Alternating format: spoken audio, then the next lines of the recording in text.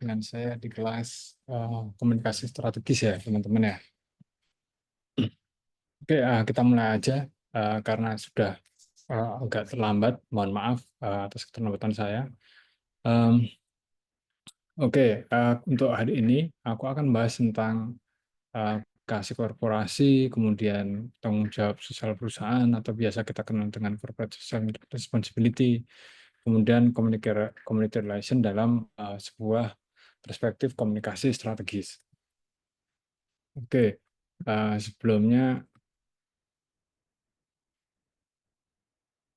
ini adalah ya ini mungkin sekilas aja kayak sebenarnya apa sih peranan komunikasi strategis untuk di dunia gizi itu kayak gitu. Pertama, bisa membantu terkait dengan penyebaran informasi terkait nutrisi yang akurat, kemudian membangun kepercayaan dengan konsumen, memutuskan kebijakan kesehatan melalui kampanye kepada publik dan lain-lain teman-teman ya. Nah, contohnya kalau komunikasi strategis di dunia gizi itu nanti bisa terkait dengan kampanye edukasi kesehatan, kemudian branding produk makanan sehat, atau kebijakan publik terkait dengan gizi. Salah satunya mungkin kalau yang baru gembar-gemborkan di negara ini ya kayak makan bersama gratis kayak gitu, yang MBG kayak gitu. Itu juga cuman komunikasinya kadang-kadang nggak strategis banget kayak gitu. Kemarin sempat kepala MBG-nya bilang kalau eh, sepak bola Indonesia itu sulit menang karena asalnya dari orang-orang kampung yang kurang gizi kayak gitu. Nah, itu sebenarnya kalau dari sisi komunikasi publik dan komunikasi strategi itu sangat kurang ya teman-teman ya. Jadi jangan ditiru. Oke, kemudian kita akan masuk ke corporate communication atau komunikasi korporat. Um,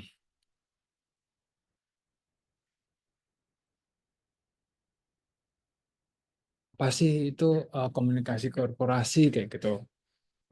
Kemarin kita juga sempat membahas tentang public relation juga atau kehumasan yang di situ juga ada manajemen function ya teman-teman ya. Jadi corporate komunikasi korporasi itu uh, merupakan sebuah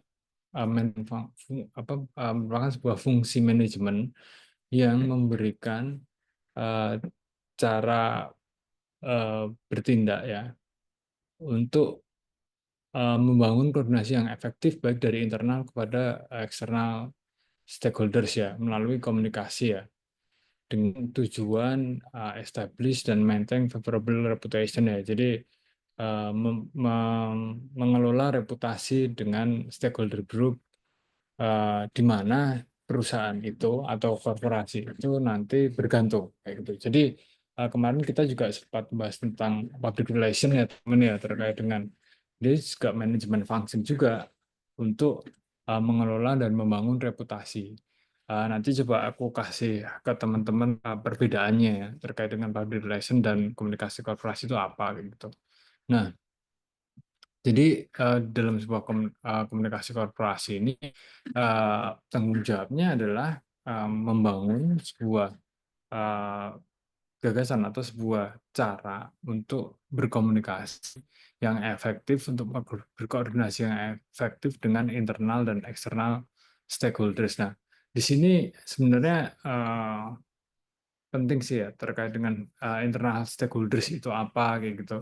Jadi internal stakeholders itu adalah pemangku pemangku kepentingan yang dia itu letaknya di dalam organisasi kayak gitu. Misalnya di situ ada pegawai, kemudian ada board of directors, kemudian ada eh, apa presiden director dan yang lain-lain ya kayak gitu. Jadi letaknya nanti ada di dalam within the company itself ya. Nah, kalau external stakeholders itu banyak. Bisa juga ada pemerintah, kemudian ada lagi konsumen ya kalau itu terkait dengan brand ya teman-teman. Kemudian ada lagi NGO atau social uh, apa non government organization dan lain-lain ya teman-teman. Nah, kenapa butuh komunikasi korporasi? Karena dalam sebuah komunikasi korporasi itu tujuannya untuk membangun sebuah komunikasi yang efektif itu tadi kepada seluruh stakeholder, nggak hanya kepada karyawannya, tapi juga kepada beneficiaries dari perusahaan tersebut, kayak gitu. Nah, tujuannya sama, tujuannya adalah untuk membangun reputasi di akhir. Kenapa? Karena memang ketika kita bilang reputasi itu kayaknya intangible asset ya kayak gitu. Jadi itu kayak nggak bisa apa tidak terlihat kayak gitu secara aset. Cuman dia memang tidak bisa terlihat secara aset. Secara asetnya memang tidak terlihat, tapi dia akan sangat berpengaruh terhadap aset-aset perusahaan itu tadi ketika kita bicara tentang reputasi. Misalnya, ketika perusahaan dengan reputasi yang baik, itu pasti dia akan diterima di masyarakat, kayak gitu. Kemudian ketika dia diterima di masyarakat, kemudian ketika mau mencari pegawai, dia pasti akan banyak yang mendaftar dan dengan mudah mendapatkan pekerja-pekerja yang terbaik, kayak gitu. Dan sampai akhirnya ketika orang yang bekerja di perusahaan tersebut, dia merasa bangga bahwa aku bekerja di perusahaan yang memang reputasinya baik, kayak gitu. Nah, reputasi-reputasi seperti itu tuh butuh di maintenance ya. Karena apa? Karena juga pengaruhnya terhadap investor juga nantinya. Misalnya kayak kemarin, mungkin ini contohnya bukan di perusahaan yang terkait dengan gizi ya, kayak Pertamina kemarin teman-teman ada kasus tentang korupsi BBM kayak gitu. Nah, di situ sebenarnya yang paling terdampak memang masyarakat. Tapi problemnya kenapa Pertamina akhirnya sampai harus mengeluarkan banyak statement, counter issue dan yang lainnya, karena apa? Karena mereka banyak investor yang mulai menarik dananya kepada mereka. Sehingga kenapa? Sehingga komunikasi itu butuh dibangun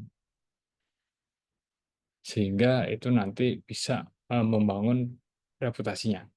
Nah, jadi eh, ini adalah sebuah fungsi manajemen di mana dia juga mengontrol dan mengkoordinasikan semua komunikasi practitioners ya, eh, yang ada di eh, spesialis-spesialis disiplin-disiplin yang berbeda. Misalnya dalam sebuah perusahaan nanti ada media relation, ada public affair, ada internal communication sendiri gitu. Nah, tugasnya adalah mengkoordinasi dan mengontrol keluar masuknya pesan komunikasi juga yang ada di perusahaan tersebut. Kemudian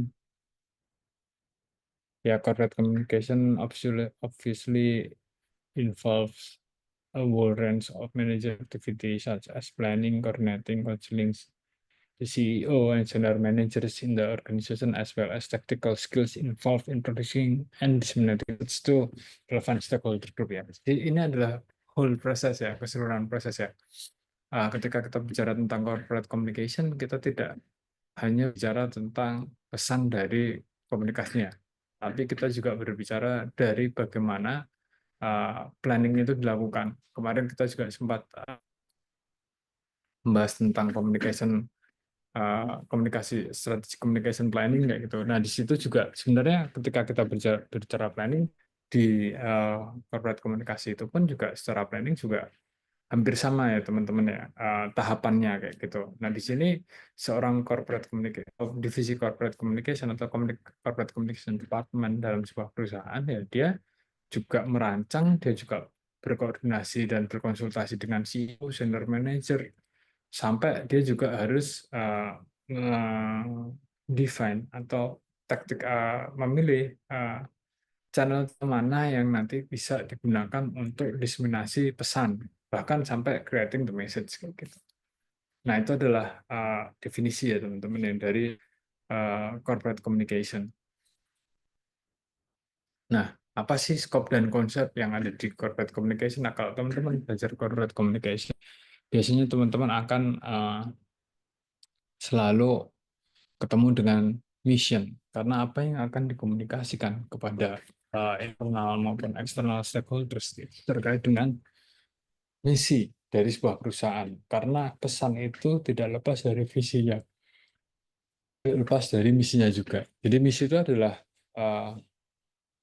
tujuan kayak gitu, uh, tujuan besar yang itu sejalan atau searah dengan nilai atau ekspektasi dari stakeholders-nya. Jadi dia itu general expression of operating purpose of organization. Jadi dia itu ada di atas dari dia ada dia itu apa namanya top misinya itu ada di paling atas sendiri. Jadi apa yang mau dilakukan oleh perusahaan tersebut. Jadi what business are we in kayak gitu. Nah itu ada di misi kayak gitu. Nah ini aku kasih contoh juga kalau uh, di misalnya di ini dari aku ambil dari buku si Job Cornelissen ya teman-teman ya. Jadi di sini ada example-nya mungkin British Airways kayak gitu. Kalau kita bicara misi ya, British Airways is aiming to set new industry standards in customer service and innovation ya. Jadi dia itu selalu mencoba atau selalu ingin menjadi terdepan dalam membuat standar yang baru di aviation industry ini tadi, uh, khususnya di customer service dan inovasinya. Kemudian deliver the best financial performance, memberikan uh, performa keuangan yang paling baik dia kayak gitu. Jadi kenapa? Karena di situ misi itu harus bisa uh, dikomunikasikan kepada seluruh stakeholders ya teman-teman ya. Jadi di sini kalau teman-teman baca dari misinya, stakeholdernya itu kan nggak hanya konsumen ya kayak gitu, tapi juga investor juga. Itu kenapa dia deliver the best financial performance and evolve being an airline to world travel business with the flexibility to stretch its brand into new business area ya. Jadi ada posibilitas bahwa ya dia nanti tidak hanya British Airways itu bergerak di aviation industry-nya atau travel industry-nya, tapi dia akan bisa lebih jauh lagi untuk membuat investment di bisnis-bisnis yang baru, misalnya perhotelan atau misalnya mungkin di transportasi yang lain, moda transportasi yang lain kayak gitu. Itu memungkinkan uh, untuk bisnis ya teman-teman ya, sehingga teman-teman di sini bisa lihat apa sih sebenarnya misi itu kayak gitu. Kemudian setelah misi itu pasti akan diikuti oleh visi ya kayak gitu. Uh, Keinginan di masa yang akan datang tentang kondisi perusahaannya kayak gitu. Atau ini sebuah aspirasi yang bisa dijadikan arah bagi organisasi dia mau kemana tuh. Nah, ini diformulasikan biasanya oleh si senior management. Nah, kalau di sini bisa dilihat perbedaannya kayak itu, to become the undisputed leader in the world travel by ensuring that British Airways is the customer first choice through deliver of unbeatable travel experience ya. Jadi misinya mereka itu payung besarnya itu dia ingin menjadikan British Airways ini sebuah perusahaan penyedia jasa penerbangan yang selalu bisa memberikan standar yang baru di customer service-nya, di layanan konsumennya, sampai dengan inovasi-inovasinya. Nah, visinya apa? Visinya dia ingin menjadi perusahaan penerbangan yang nomor satu di bukan di market tapi di benak konsumennya kayak gitu, sehingga dia bisa jadi sebuah yang kuat ya. Nah, setelah ada misi dan visi itu nanti akan diikuti dengan corporate objective atau tujuan perusahaan. Jadi itu adalah sebuah statement yang secara umum merangkum tujuan-tujuan yang ada di visi dan ada di misi gitu. To be a good neighbor, concern the community, the environment to provide overall superior service and good value money. Jadi apa yang ada di mission itu adalah sebuah payung pemikiran yang ada di perusahaan dan visi itu aspirasinya.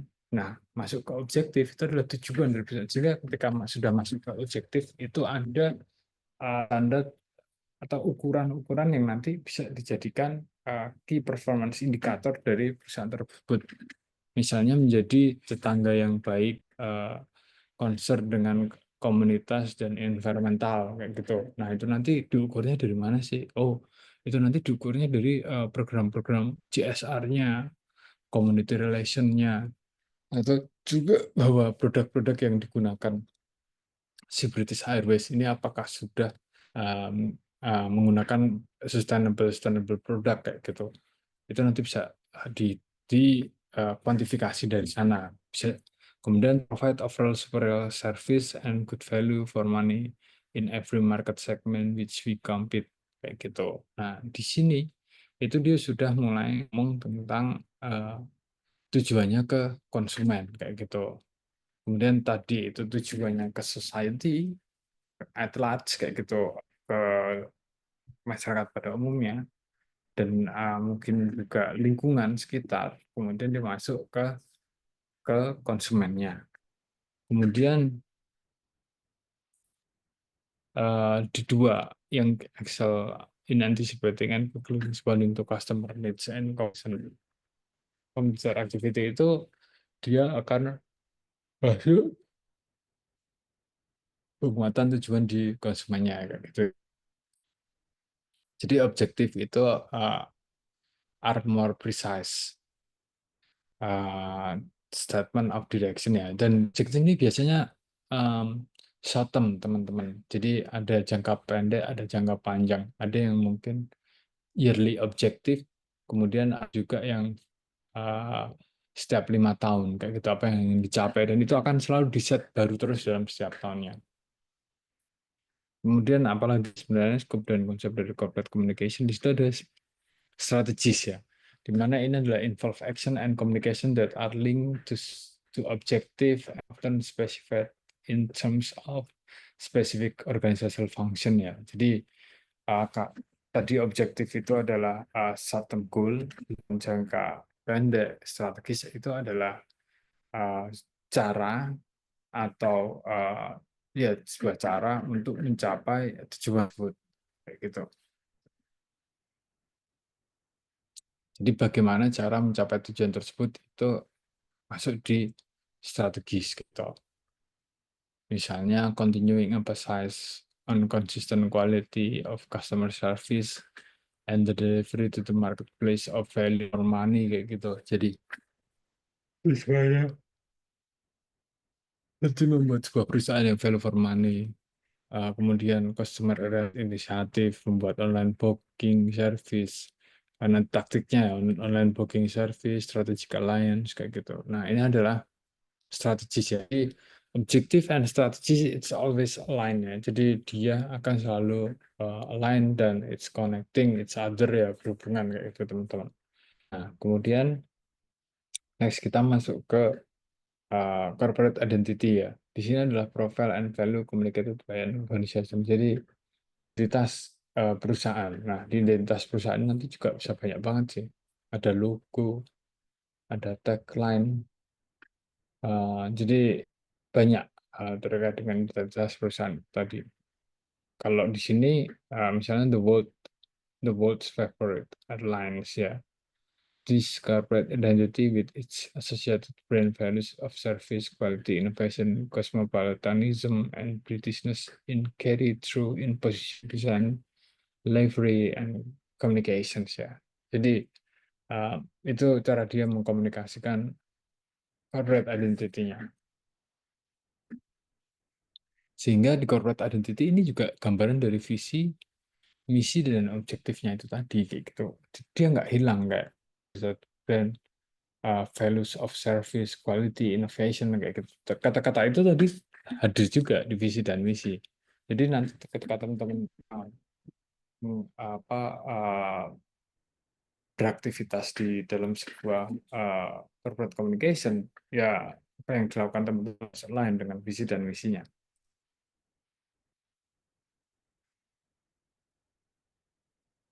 Dan ada identitas, kemudian ada juga image ya. Jadi image ini adalah asosiasi.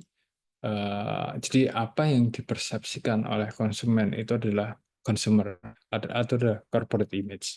Tapi apa yang dikomunikasikan oleh corporate-nya itu adalah identitas. Jadi elemen-elemen kemudian service dan yang lain yang dikomunikasikan oleh korporasi ke konsumennya itu membangun sebuah identitas perusahaan untuk memberikan pengertian kepada konsumen terkait dengan identitas perusahaan.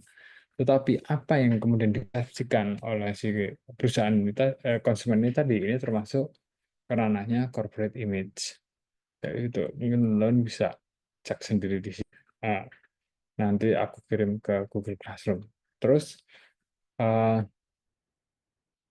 jadi sebuah kunci untuk membangun corporate communication strategy itu lies di nation uh, di identitas korporatnya kayak gitu. Kemudian uh,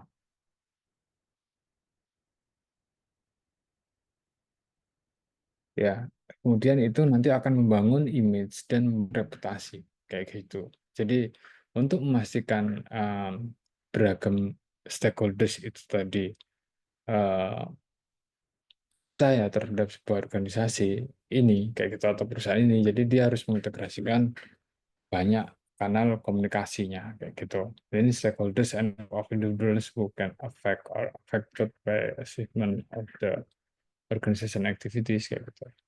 Kemudian ada market, a defined group whom a product is or maybe in demand kayak gitu. Kemudian ada communicate di situ. Jadi the tactics and media that are used to communicate with internal and external groups ya. Di mana kemudian ketika kita bicara corporate communication scope and concept ini, stakeholders itu menjadi konsep kunci, di mana dalam komunikasi korporasi kayak gitu, sebuah perusahaan harus mempertimbangkan si stakeholder ini tadi kayak gitu. Jadi ya, maukah inklusif atau balance itu ya, actively communicating to all stakeholders itu menjadi sangat penting ya teman-teman ya. Jadi tidak hanya konsumennya, tapi juga stakeholders-nya kayak gitu. Melalui ya tadi tactical and media that are used to communicate with internal and external group dan lain-lain kayak gitu. Jadi integration di sini juga ada konsep tentang integrasi. Jadi bagaimana mengintegrasikan seluruh uh, proses komunikasi itu tadi si corporate identity itu bisa secara efektif dan konsisten itu dikomunikasikan baik kepada internal ataupun eksternal organisasi.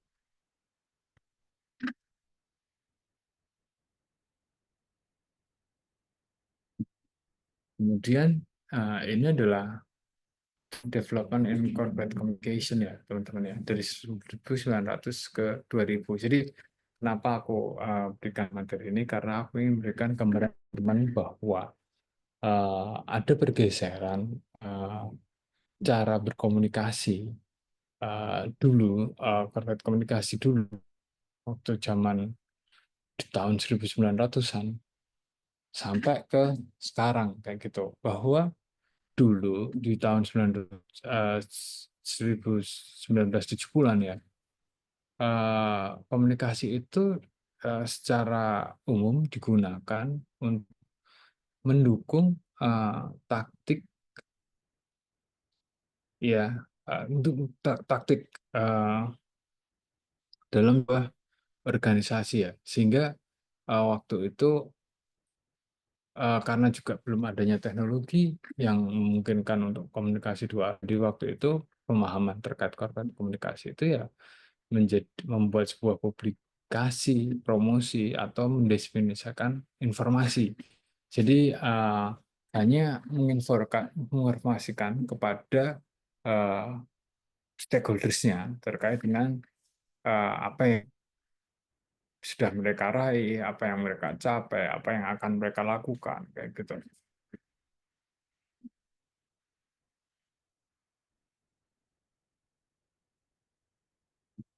Kemudian di tahun 1980 sampai 2000-an, corporate communication itu digunakan organisasi untuk membangun reputasi, aset-aset reputasi, di mana positioning paradigm ini um, semakin berkembang ya, setiap tahun ya, atau setiap waktu kayak gitu.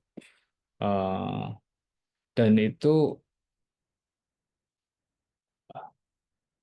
apa istilahnya, mereka nggak hanya mempublikasikan atau menginformasikan saja, jadi tidak, tapi juga mereka membangun positioning perusahaan mereka di antara dengan perusahaan-perusahaan yang lain, teman-teman.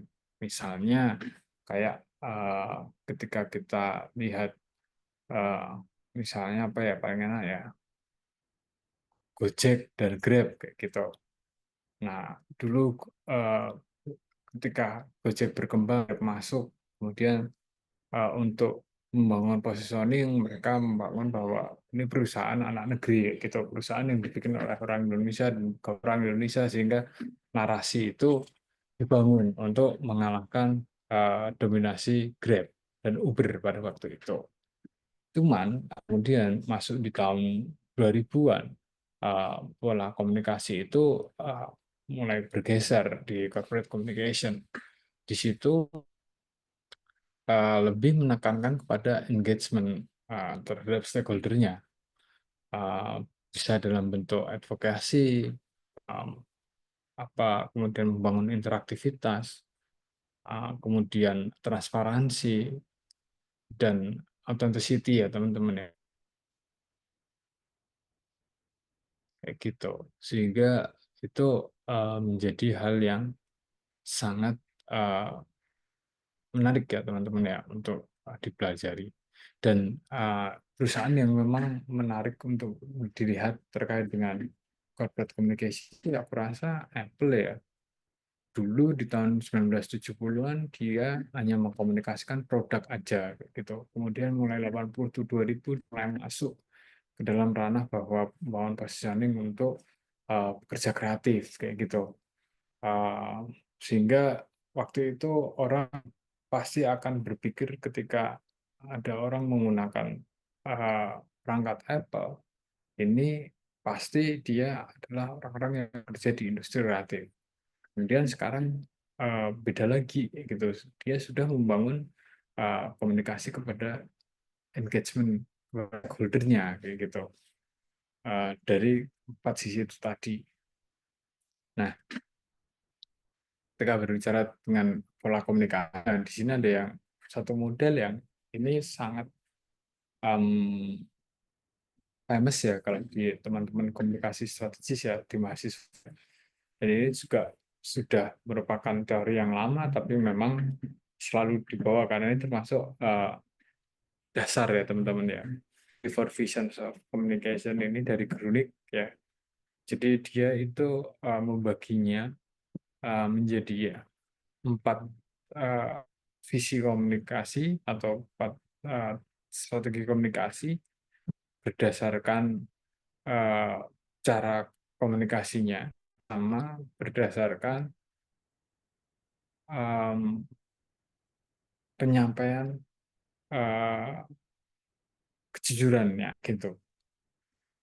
Misalnya di pertama yang press agent communication kayak gitu, dulu yang berkembang di sini adalah komunikasi dijadikan untuk propaganda, atau ketika kita bicara tentang perusahaan dia hanya dijadikan alat make up aja, jadi mempersolek perusahaan agar itu menjadi bagus, padahal sebenarnya enggak kayak gitu.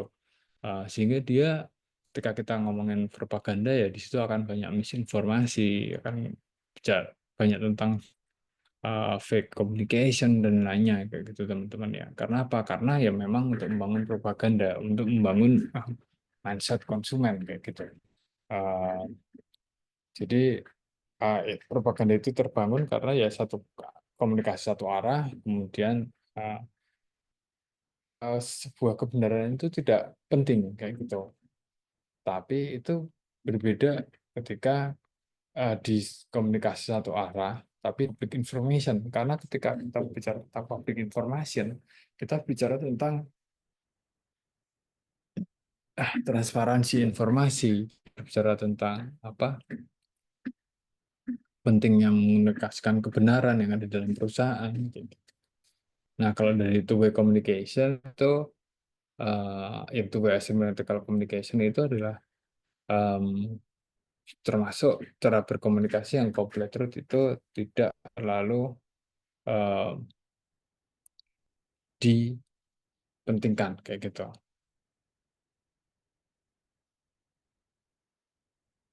Nah, di sini adalah komunikasi itu tidak terlalu sempurna ya, karena memang uh, perusahaan itu tidak menyampaikan informasi yang akurat, kemudian tidak juga banyak membangun sebuah dialog kayak gitu. Di sini biasanya kan kayak kemarin ketika teman-teman melihat Pertamina misalnya, dia juga menggunakan juga kata-kata yang memang mungkin ya dia mengcounter bahwa bahwa kita tidak mengoplos kayak gitu, kata-kata kayak gitu. Em, tapi dia tidak awalnya tidak disertai dengan kayak gitu, dan dia juga tidak banyak membangun dialog kepada publik, mungkin hanya kepada media saja kayak gitu, sehingga keterbatasan dialog yang dibangun itu jadi itu symmetrical communication ya. Secara proses dia tidak balance. Kemudian ada yang terakhir ini two-way symmetrical communication ya teman-teman ya. Itu involve company in two-way symmetric communication.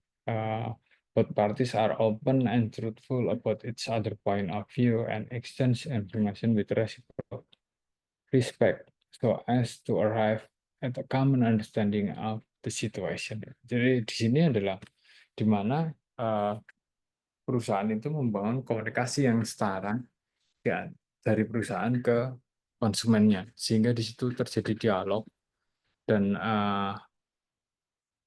hal inilah yang kemudian dapat membangun reputasi kepada perusahaan, membangun respect dari konsumen perusahaannya kayak gitu. Misalnya ketika ada masalah ya dia juga tidak hanya menyampaikan secara information aja, tapi dia juga membuka diri untuk berdialog dengan masyarakatnya. Dan di sini banyak banget sih perusahaan-perusahaan tambang itu terutama itu teman-teman. Karena mungkin terkait dengan pengentasan lahan, kemudian apa izin pertambangannya atau bagaimana dia menambang lokasi di situ kayak gitu. Nah, itu hal yang biasanya terus menjadi apa ya, penting untuk diinformasikan. Memang terkadang mereka juga tidak terlalu uh, simetrikal sekali. Nah, ini yang bilang tadi ke teman-teman ya.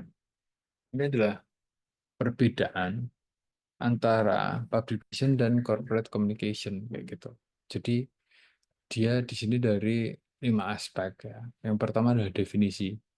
Jadi kalau public relation is managing information to shape public perception of an organization kayak gitu. Sehingga dari sini kita bisa lihat bahwa dia lebih ke um, mertu eksternal dan internal kayak gitu. Kalau corporate communication ya coordinating all internal and external communication for a consistent message gitu. Ini secara primary objektif juga berbeda kayak gitu. Build and maintain a positive public image. Kemudian corporate communication itu to ensure a unified message ya. Jadi pesan yang konsisten atau pesan yang tunggal ya kayak gitu untuk membangun reputasi perusahaannya kemudian. uh, strategi kuncinya ya melalui media relation, melalui press release, event, sosial media campaign. Kalau public lecture, corporate communication itu bisa menggunakan internal communication, investor relation, atau brand management ya teman-teman ya. Jadi secara strategisnya itu berbeda. Target audiensnya juga uh, berbeda ya, meskipun sekarang juga public relation itu juga masuk ke dalam internal public corporation juga gitu. Tools and channels, kalau kita berbicara communication, corporate communication itu lebih menggunakan media-media yang dimiliki oleh perusahaan tersebut. Kalau public relation dia lebih banyak menggunakan bisa menggunakan juga media-media yang eksternal dari perusahaan.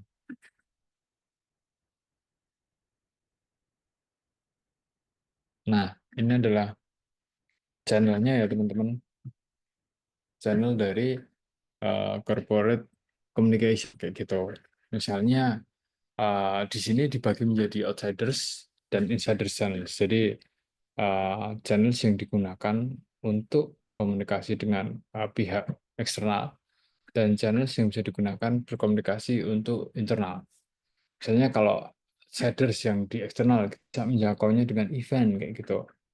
Uh, bisa event kayak conference, presentation, portable dan lain-lain kayak gitu. Juga public ya, kayak public hearing, debate, open lecture, festival kayak gitu. Jadi kadang-kadang ada yang perusahaan itu datang ke kampus dia ingin mengisi materi kayak gitu di salah satu mungkin topik mata kuliah ya. Di situ part of uh, channelnya dia untuk berkomunikasi juga teman-teman melalui event.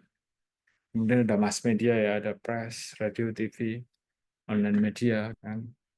Ada juga outsider channels kayak gitu dari advertisingnya.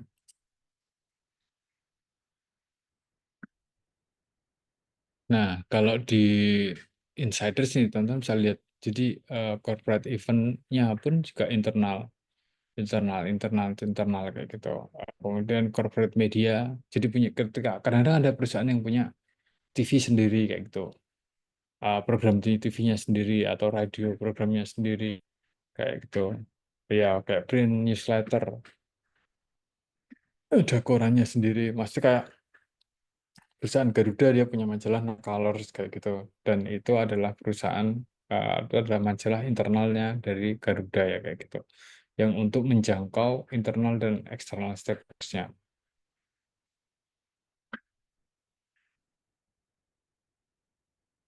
Kalau bicara sosial media di sini dia bisa menjangkau both parties ya, internal maupun eksternal. Sampai di sini ada pertanyaan nggak teman-teman? Ada yang dibingungkan nggak?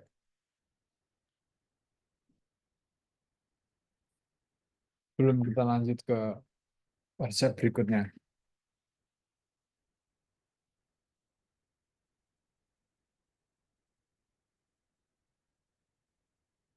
Oke, kalau belum ada kita lanjut aja ya.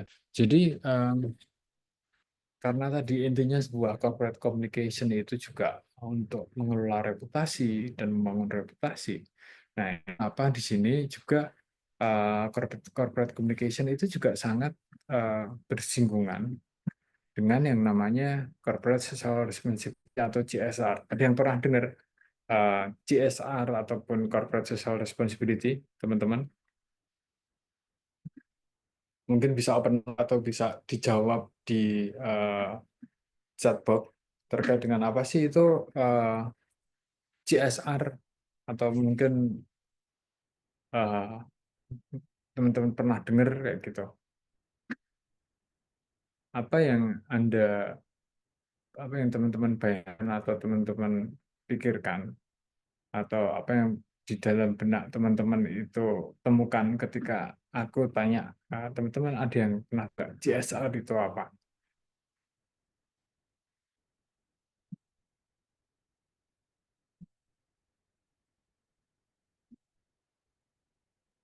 Oke, ini dari Divarahana Vania. misal CSR perusahaan yang membiayai pengelolaan limbah, memberikan beasiswa kepada masyarakat Indonesia. Oke, jadi lebih kepada programnya. Si tadi Divara menjawab. Kemudian ada juga Alvando menjawab dengan komitmen perusahaan untuk lingkungan. Oke, ada lagi nggak teman-teman yang pernah mungkin dengar tentang social responsibility dan itu apa sih?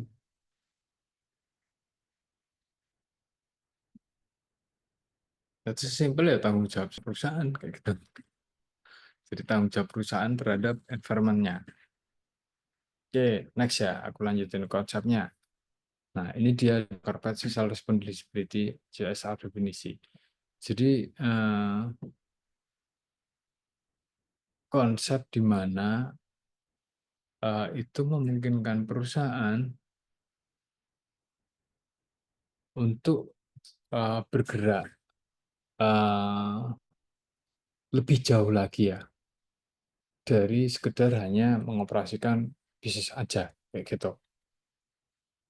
Jadi dia hanya dia sebagai perusahaan dia tidak hanya um, sebentar, sebentar ya, teman-teman.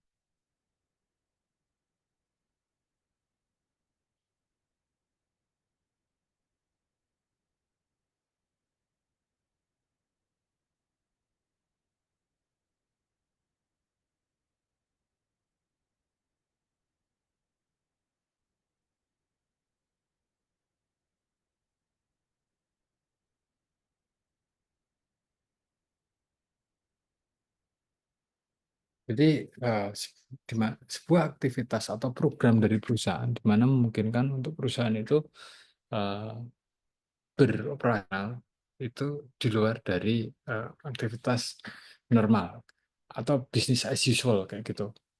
Kemudian melakukan inisiatif bisa berkontribusi terhadap sesuatu yang lebih baik di masyarakat kayak gitu. Take part in activities that go beyond organization self-interest ya. Jadi tidak hanya kepentingan perusahaannya aja. Jadi itu tadi uh, sebuah tanggung jawab yang harus dilaksanakan oleh perusahaan untuk uh, memberikan dampak kepada masyarakat, ke lingkungan, dan ke planet gitu. Nah di sini uh, si John Elkington ini dia mendefinisikan atau mendefinisikan bahwa CSR itu adalah triple bottom line itu tadi yang include people, planet, and profit. Jadi perusahaan itu tidak hanya making profit aja kepada konsumennya atau kepada masyarakat atau kepada lingkungannya kayak gitu. Tapi dia juga harus mengembalikan sebagian dari profit itu untuk membangun masyarakat, untuk membangun untuk perbaikan lingkungan, perbaikan planet kayak gitu. Jadi menjadi sebuah link antara dunia bisnis dan komunitas uh, yang luas kayak gitu. Jadi ya itu bisa sering banget mungkin kaitkan dengan strategik filantropi atau strategi filantropi dari sebuah perusahaan kayak gitu. Itu adalah uh, definisi dari corporate social responsibility. Nah, saat ini pemerintah dari seluruh negara ataupun juga non-government organization kayak gitu, NGO-NGO juga expecting perusahaan-perusahaan besar ini uh, juga melakukan bisnis yang berkontribusi terhadap uh, lingkungan, um, planet dan masyarakat, teman-teman. Nah, itu adalah corporate social responsibility. Nah, kenapa sih perusahaan itu butuh CSR kayak gitu? Nah, di situ ada yang namanya moral obligasi ya, Pak. Jadi companies engage in CSR because they think is their duty to be good corporate citizen. Jadi uh, itu terpengaruh dengan corporate citizen juga gitu.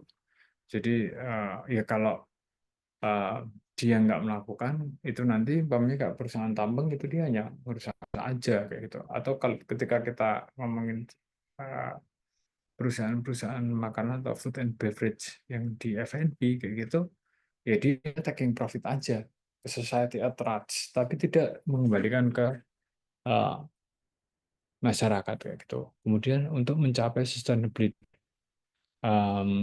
keberlanjutan yang dibutuhkan. Nah, kemudian ada juga di beberapa industri tertentu, CSR ini, program-program CSR atau aktivitas-aktivitas CSR-nya itu adalah untuk menjadikan license to operate ya kayak gitu, sehingga eh, dia kalau nggak melakukan ini ya nggak akan dapat license untuk mengoperasikan. Nah, terakhir adalah dia akan bangun reputasi ya. Eh, Mungkin dia tidak short term nanti benefitnya kayak gitu. Itu adalah kenapa sebuah perusahaan itu butuh engage kepada CSR. Kemudian, nah, mana sih sebenarnya mengkomunikasikan CSR itu? Yang pertama ya set clear objektif kayak gitu. Jadi perusahaan harus menunjukkan bahwa ini adalah hal yang serius kayak gitu. Jadi CSR itu tidak hanya disetting sebagai program yang uh, untuk kebutuhan perusahaan aja, tapi memang untuk peningkatan kapasitas dari masyarakat yang ada di sekitar perusahaan tersebut. Jadi, kemudian ada juga set progresif objektif kayak gitu. Jadi ya objektif itu progresif, jadi dia selalu berkembang kayak gitu. Kadang-kadang ada aspirasi-aspirasi yang baru, kemudian hal tersebut yang ada tren yang baru juga, hal tersebut yang menjadikan harus berubah juga objektifnya kayak gitu. Yang kemudian adalah ketika kita mengaplikasikan CSR juga stakeholder harus involved di situ, harus ikut ada di situ, eh, berpengaruh juga di situ kayak gitu. Kemudian ya mereportnya secara transparan ya teman-teman ya. Jadi tidak ditutup-tutupi kayak gitu. Karena banyak juga kan kasus terkait dengan perusahaan tambang, pengentasan lahan yang lainnya, dan itu tidak transparan kayak. Kemudian yang terakhir adalah be accountable kayak gitu. Performance data are rigorous uh, dan kredibel, dan uh,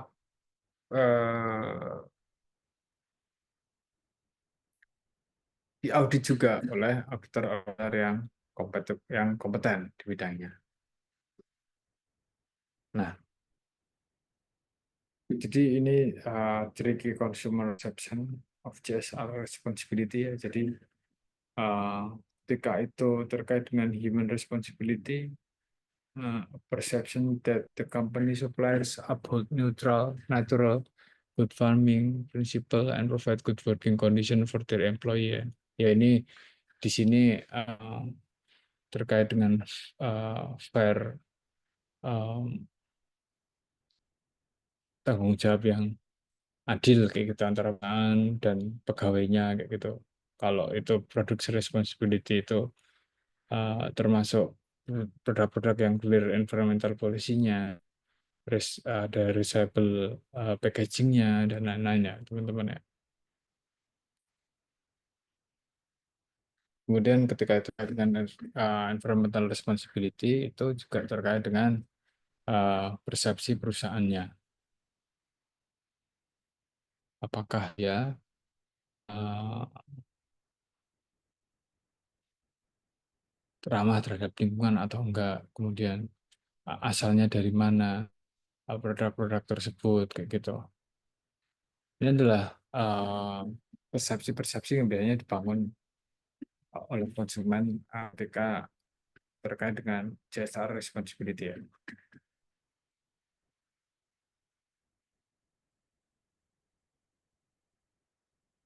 Nah, ketika kita bicara dengan CSR juga kita apa, erat juga bicara dengan community relation division kayak gitu. Community relasi komunitas itu apa sih kayak gitu. Nah, community relation forms a specific part of community CSR and relates primarily to communication and engagement ya teman-teman ya. Jadi di sini membangun komunitas itu menjadi hal yang penting juga bagi CSR kayak gitu. Sehingga CSR itu tidak hanya menjadi program yang ada di awang-awang, tapi CSR itu juga berdampak kepada masyarakatnya gitu. Nah, ini secara implisit juga eh, ada psychological kontrak antara perusahaan dan komunitasnya kayak gitu. Jadi how community support and info program are given shaped by companies and evaluated by communities ya. Sehingga ada ekspektasi tertentu yang yang diinginkan oleh si konsumen terhadap si perusahaan itu tadi atau yang menjual produk ataupun jasa kayak gitu, teman-teman. Ini adalah karakteristiknya dari old and new approach to community relation gitu. Kalau dulu ketika kita bicara dengan berbicara terkait dengan community relation itu ya it is close to charitable donation sih ya, kasih donasi aja kayak gitu. Ya apa dia butuh sumbang kayak gitu. Jadi itu sumbangan kayak gitu. Eh, itu dulu eh, lebih kepada kayak gitu. Jadi berbeda dengan community involvement kayak gitu. Di 80 ke 90-an kayak gitu. Objektifnya apa? Reputation as employer of choice gitu. Jadi pegawai juga involve di dalam kegiatan-kegiatan masyarakat juga gitu. Di situ ada scope of community programnya, ada general approach-nya ya teman-teman bisa baca juga. Kemudian ada citizenship approach ya, yang saat ini itu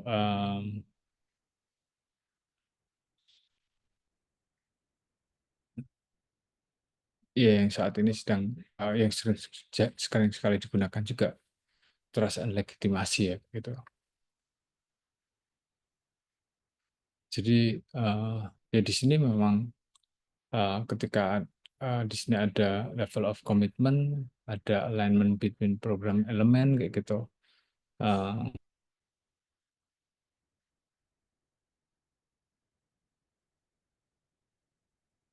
nah di sini citizenship of itu masuk ke yang higher level of commitment and community involvement ya. Jadi teman itu engage di partnership dengan komunitas-komunitas masyarakat juga kadang-kadang membangun alliance gitu. Nah, di sini mungkin yang paling kuat ketika teman-teman lihat perusahaan-perusahaan otomotif ya, misalnya tuh dia punya klub Kijang Innova dan lain-lain kayak gitu ya teman-teman. Sehingga itu menjadi hal yang uh, penting ya bangun community relation. Sepertinya ini slide terakhir dari saya. Ada pertanyaan nggak teman-teman?